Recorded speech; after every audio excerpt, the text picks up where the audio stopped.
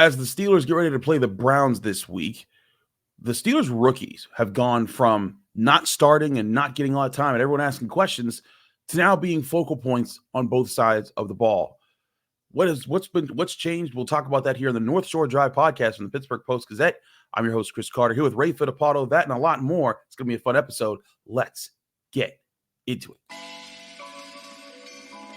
You are now listening to the North Shore Drive podcast, a show on all things Pittsburgh sports from the writers of the Pittsburgh Post-Gazette, hosted by Christopher Carter.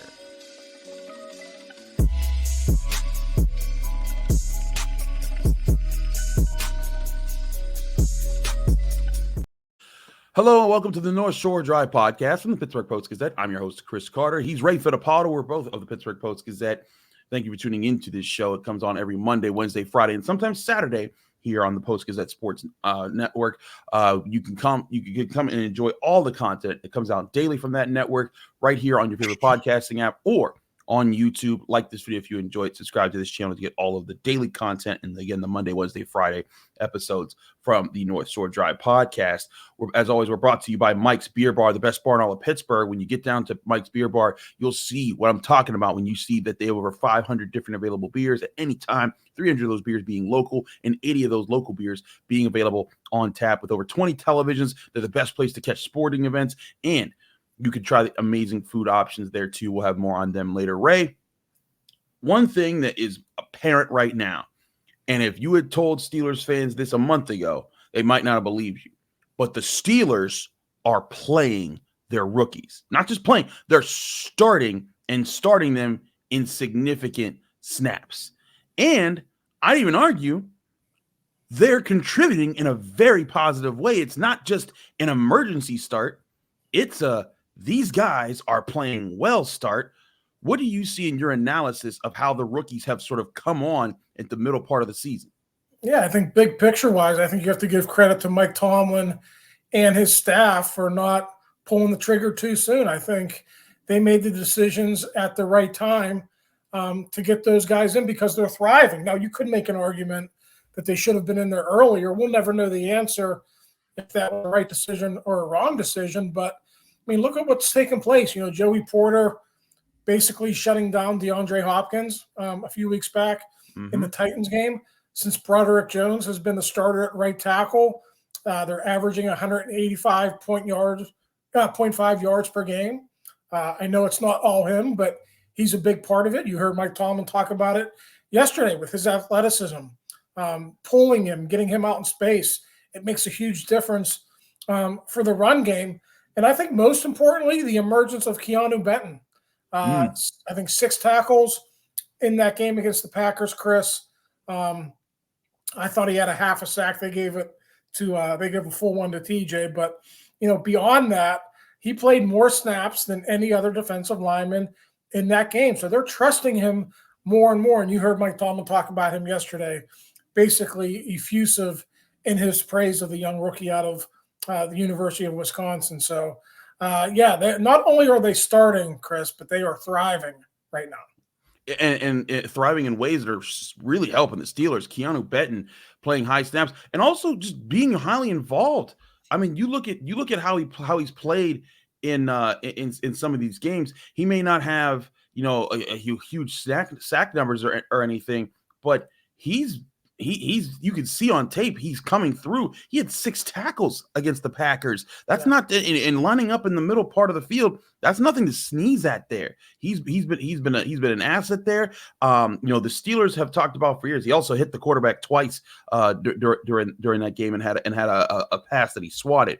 But the Steelers, a lot of people said for years the Steelers need to find the next Cam Hayward, and I'm not saying that Keanu Benton is the next Cam Hayward, right. But they needed a young presence to be physical on the inside. DeMarvin Leal came in and he's been decent, though he hasn't been seeing a lot of snaps lately. But he came in and was decent as a rookie last year, but he's more of a tweener. He's a guy who could kind of float to the edge, come back and play 3 to 5 technique. But he's not a guy that you want on the nose or in the one or playing the one technique. You want Keanu Benton there, and I think that's where he's been such a boost for the Steelers.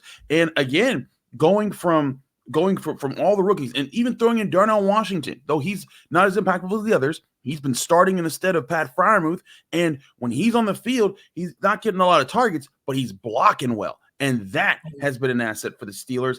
Again, it just shows the impact of this rookie class. A lot of people heralded it coming in out of the offseason, saying this is a great rookie draft class. This has a chance to help reset the franchise, get them back into the winning ways. And in just their rookie year, they're making those kind of waves. Yeah, it's been impressive to watch here, especially over the last couple of weeks. But, I'd like to go back to, defensive line and why I think Benton's emergence is so important. If you look at just what's going on with that group right now, Cam Hayward trying to work his way back from groin surgery. They haven't given him his full pitch count yet. Montravius Adams is banged up. He didn't play against the Packers. He was injured early in that Titans game. And then you mentioned Leal and in his play this year, it hasn't been good. And I remember going back to training camp, Chris, he looked out of shape. And he just didn't look good in one-on-ones when I watched him. And you've seen his playing time steadily decline, especially in the last couple of weeks. So that's certainly something to watch here. I don't know if he needs a fire lit under him. I don't know if they have to address defensive line in the draft again in the spring. I think they might if Leal's not the answer. But he and also Isaiah Loudermilk. Isaiah Loudermilk was a guy you also wanted to see play higher snap counts. And with Hayward and with Adams out and with Hayward limited in his snap counts last week, Loudermilk played 8 snaps and Leal 4. So, they're having to count on Benton right now. He's one of their best players. And I think those other guys, for this defense to get better, Chris, this run defense to get better, those other guys got to step it up. They got to play better than what they have here in the first half of the season. I agree. They do have to play better, especially with the absence of two of their starting linebackers in the rotation. Now they're going to need other guys to fill in different positions. We got a lot to talk about here. I want to talk about Pat Freiermuth. Also, some breaking news that literally happened while we've been recording this show. Deshaun Watson is now out for the year. With needing surgeries that is going to end his season. That literally, I mean, Ray, as you were talking, I just saw a big update come from Adam Schefter as we're recording this, and I was like, huh. Wow. And then I clicked on it, and I said, huh, because I saw what happened there. We'll talk about Deshaun Watson not being available this week and potentially Pat Freiermuth being available this week in the next segment here on the North Shore Drive podcast. Chris Carter, Ray Fittipaldo, a lot to discuss here. But first, I want to remind you, this show is brought to you by Mike's Beer Bar. It's the best place to go on the North Shore, and it's the best bar in all of Pittsburgh. Get to Mike's Beer Bar today. Whether you're in for a Steelers game on the North Shore or a Pitt game this upcoming Thursday night, the last home game of the season for the football version of the Panthers, Mike's Beer Bar is right across the street from PNC Park on Federal Street. They have the best selection of beer in town, amazing food options, and over 20 televisions so you can catch whatever game you want in whatever league you want. If you're a big sports fan, come on in and try one of their 500 different available beers, 300 of those beers being local, 80 of those local beers being available on tap. You can also get a flight to try out every option you could dream of. And trust me, you won't run out of favorites because I never do. I'm always there. Try their steak on a stone for an awesome meal where you choose how you choose the cut of your steak and how you want your steak cooked on a heated stone that comes right in front of you, where each time you cut a piece of the steak, you just press it into that stone and you get to choose how well you want each bite of your steak done. Come to Mike's Beer Bar and get your sports fix and experience the best bar in Pittsburgh. And when you get here, tell them Chris sent you.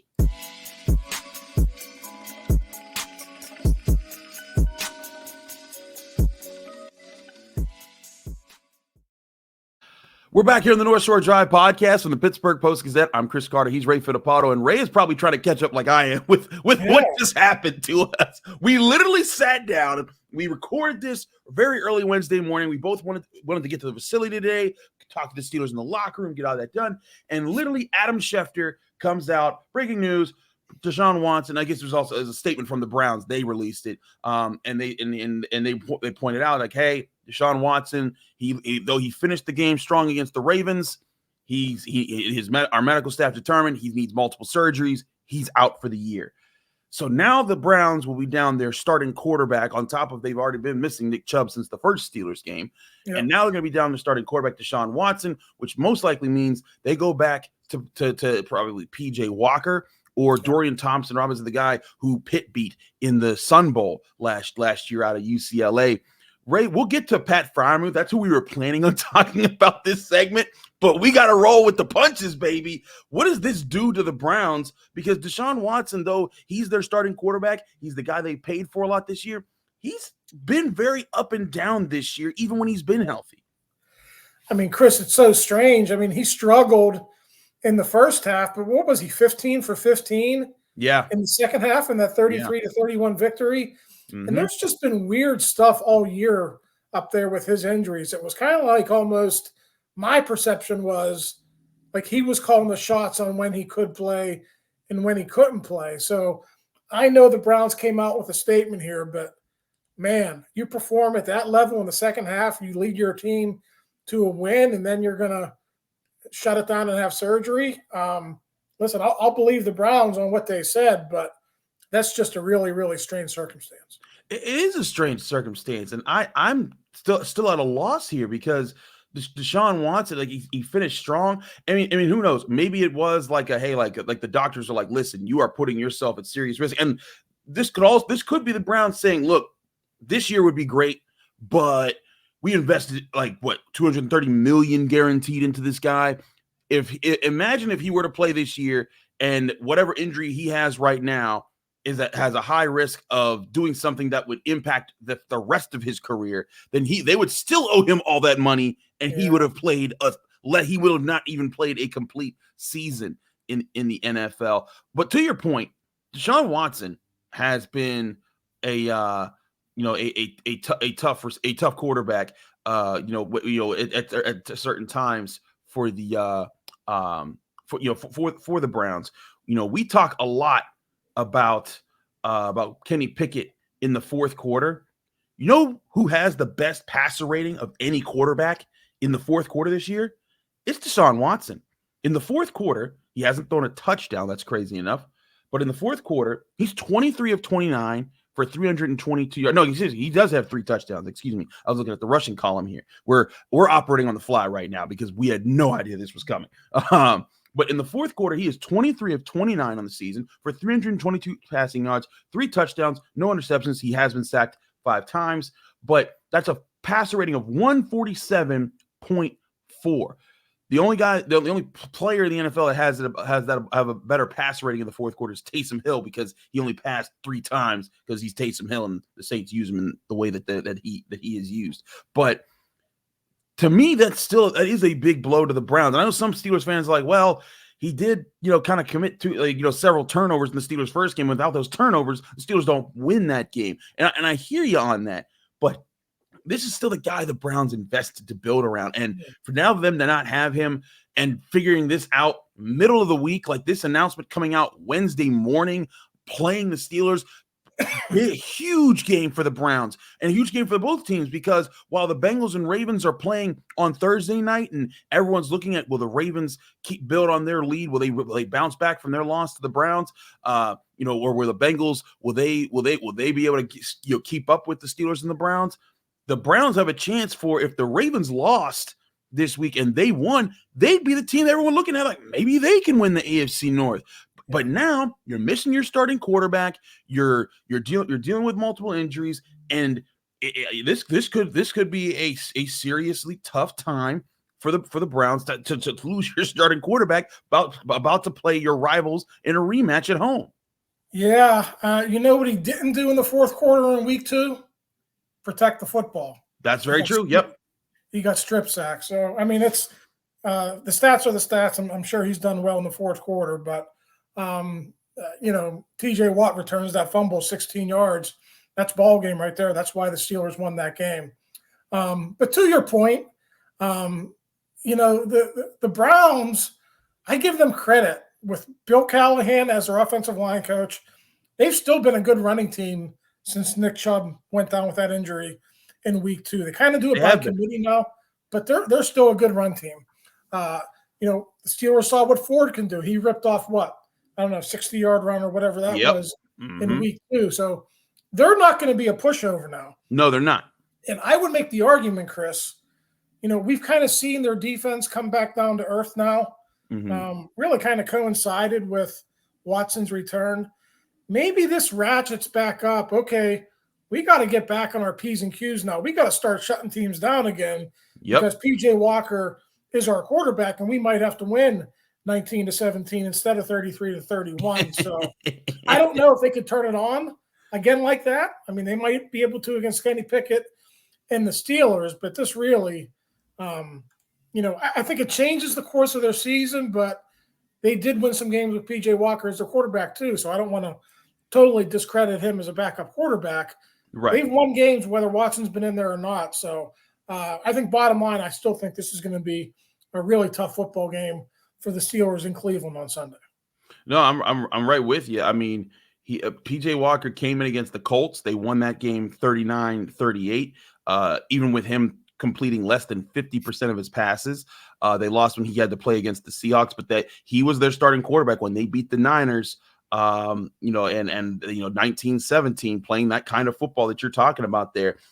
It's interesting because to me, if I'm the Steelers and I hear, oh, you want to play like keep the score under 20 points, that's exactly what we want to do. I'm just kind of flabbergasted that this all came out right now. But you're right. PJ Walker is a guy that they've won with. I believe as a starter, officially he's 1-1 this season. He's appeared in 5 games. So far, he has completed 48 of 98 passes. That's less than 50%. 618 passing yards. He has thrown a passing touchdown, but he's also thrown 5 interceptions. So far, he's also been sacked 7 times this year. But he also has 2 fourth-quarter comebacks and 2 game-winning drives. So the Steelers, you're right, cannot afford to be like, oh, well, this is fine. Everything's hunky-dory now. You don't have to deal with Deshaun Watson. You can deal with the backup. The Steelers need to still prepare for facing a tough run game with one of the better offensive lines in football, with athletic players on offense, and for all the different ways they're going to use PJ. PJ Walker's athletic. He's a guy that, he's not Lamar Jackson, but he's going to be able to find ways. If you leave him space to run, he will take it. And now you have to switch your film study. And as much as people talk about, like, the Steelers will probably play this down and say, we just study for everybody. It is when you're studying quarterbacks, you're studying tendencies, where they like to go, what they like to do. If you've been studying the first 2-3 weeks of the days of the week on Deshaun Watson and what he's going to want to do, you now have to switch to, okay, let's bring up everything PJ. And you probably looked a little bit at PJ Walker, but that's not who you were focusing on. And so now it goes to looking at what he does, and that's going to take some adjusting on the part of the Steelers. Yeah, I think the one positive for the Steelers, though, is they were focused in on that running game to begin with. They know when they play Bill Callahan and the Browns that the first thing you want to do is stop the run game. So that was the focal point of their game plan to begin with. And if there is a silver lining, Chris, they haven't even practiced yet. They're going to go onto the practice field for the first time Wednesday afternoon. That's true. Above their installment will have to be adjusted, but I would imagine by Thursday morning they'll have everything they need to know about P.J. Walker. They'll have Thursday, Friday, walk through Saturday. I think they'll be fine in that regard. I want to talk. We didn't get to talk at all about Pat Freiermuth. We're going to do that in the next segment here, so don't worry, Steelers fans. We had to talk about the Browns missing their starting quarterback that they paid a ton of money for, who will now not be available for the rest of the season. And you know what? Before we even do that, Ray, what does this do to the AFC North race in your mind? Because this has been a neck and neck race, like between all 4 teams. The Browns just beat the Ravens, and that shocked a lot of people. Like, the Ravens aren't as evolved. There's so many people that were saying the Ravens should be 9-0, the Ravens should be 8-0 every single week because they didn't like the way that they lost to the Steelers earlier this season. But now you're seeing in a division where the Ravens currently are 7-3. They're playing the 5-4 Bengals this upcoming week. The Browns are 6-3, tied with the Steelers, but the Steelers have the tiebreaker on them. And if the Browns lose this game, they will have been swept by the Steelers. They will then be down a game to the Steelers, and technically 2 games because of the tiebreaker. And then they're going to be looking around. The Bengals could pass them up, and this is a dire situation. And I think in their position, what does this do to the AFC North race, in your opinion? Yeah, I mean, listen, I think what it does now is it's almost not important which team is playing the best right now. I think the most important thing will be a month from now, who's the healthiest and who's ready to go on a run. The Browns are obviously super banged up right now. The Steelers, you wonder when attrition is going to take its course with that defense. They've been hanging on by a thread in some weeks, but they're 6-3. So who can get healthy? Who can stay healthy in December? Is it the Bengals? Is it the Ravens? Can the Steelers make those adjustments? I think in the end, anytime you lose your franchise quarterback, Chris, that's going to be a huge deal. It's half a season without the guy you figured who was going to lead you on that playoff run. So I think this hurts the Browns the most. But to me, it's all about who gets hot in December and who's the healthiest in December. And, to me right now, that's still to be determined. Well, the Steelers look like they might be getting healthier this week. We'll talk about the impact of a return of Pat Freiermuth in the next segment here on the North Shore Drive podcast on the Pittsburgh Post-Gazette. Chris Carter, Ray Fittipaldo coming at you. But first, going to remind you, this show is also brought to you by Savinas, Kane, and Gallucci. They're mesothelioma and asbestos lawyers with over 85 years of experience. Call them now for a free consultation. That's Savinas, Kane, and Gallucci. We're also brought to you by GameTime.co, where buying tickets to your favorite events shouldn't be stressful. GameTime is the fast and easy way to buy tickets for all the sports, music, comedy, and theater events near you. If you've ever had to buy tickets for an event but weren't comfortable with how much you were paying because you weren't sure about how good the seats were, that's where Game Time comes in, because it happens to me all the time. But Game Time makes it so much easier. Whenever I want tickets at an event, I go to Game Time, I look up the tickets, and I want to make sure that the tickets are what they look like. That Game Time shows you the view from the seats, and they don't throw in all these hidden fees at the end once you found the seat that you like. Everything is up front. It's a click of a button and a click of another button, and then the tickets are yours, and you know what price you're paying for when you're clicking on them the first time. That's why Game Time is the best app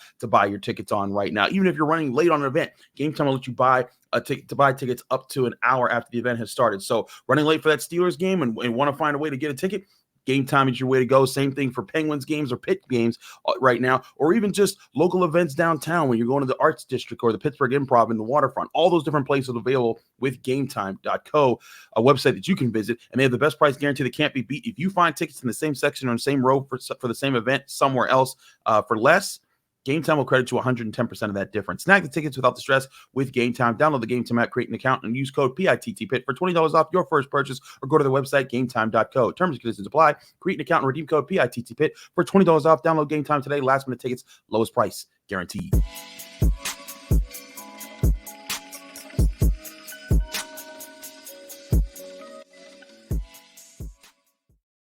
Back here on the North Shore Drive podcast, Pittsburgh Post-Gazette, Chris Carter, Ray Fittipaldo. Now that we've kind of gotten through the Deshaun Watson part, let's talk about the Steelers injury news. And it sounded good news when Mike Tomlin talked about Pat Freiermuth. He said he felt good about the chances of Pat Freiermuth's return this week. The Steelers officially opened his 21-day window today. So that's another good sign. It may not be a guarantee that he plays this week, but they at least seem confident that if he practices this week and there's no hitches, he could be back on the field for the Steelers, giving them their starting tight end. This starting offense really hasn't been healthy all season. Either Deontay Johnson was out, or a starting offensive lineman was out, or Kenny Pickett getting hurt, or now Pat Freiermuth had been on injured reserve. And so if he is healthy, it could be the first time that we see this Steelers offense at full strength all season. What does that do for the Steelers offense? Because, Ray, they weren't exactly throwing Pat Freiermuth a whole lot of footballs when he was healthy this season. No, they weren't. 8 catches for 53 yards, almost non-existent. They just weren't throwing the ball his way, which was quite honestly a big surprise, Chris, because he had 732 receiving yards last year and was basically this team's number 3 receiver behind Deontay Johnson and George Pickens. So, yeah, I mean, I think Freiermuth's return could be big, but to your point, does anything change, from what we saw against the 49ers, the Browns, the Raiders, and the Texans? I would hope so. I would hope that a guy who is, 6'3", 6'4", who can handle duties over the middle would solve some of your problems in that area. We all kind of know they don't target the middle area, but with Freiermuth back, I think if they would do that, it would certainly open things up for for Deontay Johnson and George Pickens, and by circumstance also Jalen Warren and Najee Harris, right? I mean, we saw how the Packers blanketed Warren in that game. They basically they weren't going to let him hurt them with those flat passes. So, yeah, Freiermuth's return will help, but Matt Canada has to target him. He's got to get the ball to him, which he didn't do in the first month of the season. It has to be part of the offense. It really does, Ray, because you can't. He's a second-round pick in his third year. We've seen the potential of Pat Freiermuth. We've seen him be a playmaker, whether it was Ben Roethlisberger, Mitch Trubisky, or Kenny Pickett in the Steelers last year. We've seen the potential here. You have to find a way to get him involved in this offense, and that goes to Matt Canada, that goes to Kenny Pickett, that goes to Mike Tomlin, that goes to everybody involved. But one thing that Pat Freiermuth has to do, Ray, is he has to block better, because when he's been in the line in the run game, we've seen improvements in the run game the past few weeks here. You were talking about with Broderick Jones in there, the average rising up of how many rushing yards per game they have.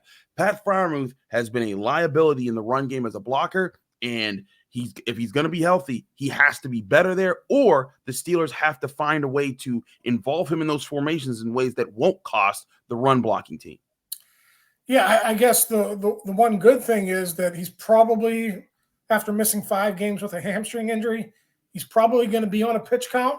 So you could actually have Darnell Washington, Rodney Williams, Connor Hayward involved in the running plays, and then you could bring on Pat Freiermuth more so in your obvious passing situations, or to your point, line him up in some running plays, but just put him in situations where maybe he doesn't have to execute a big block for that running play to work. So, in the early stages of his comeback, that's probably an easier thing to do. But back when he's back up to playing 70, 80% of the snaps, like he was pre-injury, you're right. He's got to be much better as a run blocker, and he wasn't that early in the season. Yeah, it needs to be a big part of his game. If he is back in, right, what does this do for Darnell Washington? Because even though he hasn't been a targeted guy, we talked to Mike Tomlin about the impact of Darnell Washington and him blocking next to Broderick Jones. He's like, yeah, that familiarity is nice to have. It is something that's an asset. Darnell Washington, for all the blocking that Pat Freiermuth doesn't do, Darnell Washington does it, and he's been a factor. What does it do to his pitch count in a game? Because to me, Pat Freiermuth needs to get in, but not at the expense of Darnell Washington being an asset in the run game, because that's been the best part of your offense. Yeah, so I think obviously his snap counts will go down, but I still think you use him as a run blocker. For whatever reason, they feel more comfortable throwing to Connor Hayward. I don't know if he has a better grasp of the offense because he's been here a year longer. Maybe he's got a better feel for getting open. I'm not sure, but he's obviously targeted much more than Darnell Washington. So, unfortunately for Darnell, his snap count is going to go down, but I still fully expect him to be a big part of this game plan this week against the Browns. The Steelers want to run the ball. That's their identity now. And, if you want to push this forward, do you keep 4 tight ends now? Rodney Williams is a good special teams player. I haven't looked at his snap counts on special teams, but I think he's one of your guys who plays a fair amount on special teams. So I don't know what they're going to do with the roster on Sunday. They'll worry about that later in the week. But I think there's a decent chance with the way Rodney Williams has played that he finds a way to stick. But, we'll see what happens on Saturday and Sunday with that. In week 10 alone, Rodney Williams played 24 snaps. 21 of them came on special teams. That's important. Core special teamer. Yep, that's what he is. Yeah, and Mike Tomlin says this every year. All the Steelers coaches say, you want to get on the roster, being a core special teamer is a big part of it. And that puts the Steelers in a tough spot, because if he comes out, someone else has to go in. And the Steelers special teams has been good this year. I know they gave up one long return in the game against the Packers, but you saw the blocked extra point. You saw some of the good returns from Calvin Austin. Chris Boswell has been cash money this year. Presley Harvin, he's been up and down, but I think he's been up more than he's been down.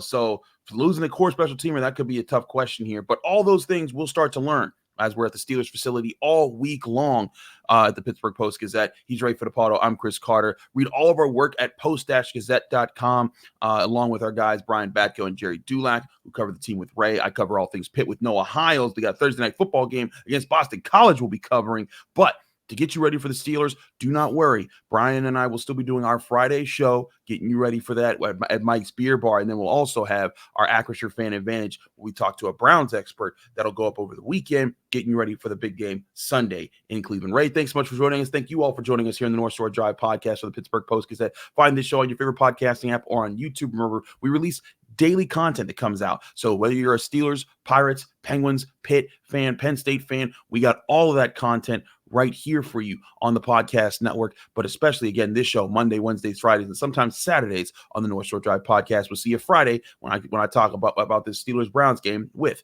Brian Batko. Thank you for tuning in to another episode of the North Shore Drive podcast from the Pittsburgh Post-Gazette. If you watch this video on YouTube, please like the video and subscribe to our channel.